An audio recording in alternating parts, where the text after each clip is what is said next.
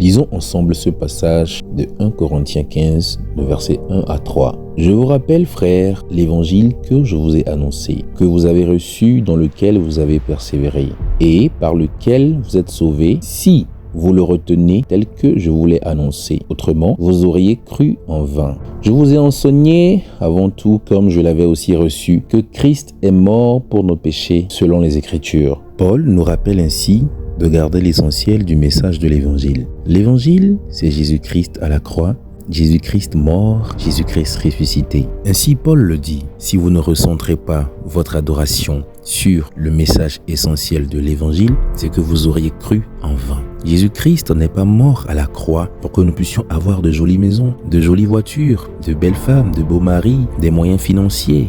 Non, ce n'est pas pour ça que le Seigneur Jésus-Christ a été crucifié sur la croix et a ressuscité le 3e jour, puisque la parole de Dieu déclare « Cherchez d'abord le royaume de Dieu et le reste vous sera donné par-dessus ». Alors, chers frères et sœurs, j'aimerais simplement vous exhorter à revenir sur le message essentiel du salut. Si vous l'avez oublié, ceci est l'occasion pour vous de vous rattraper.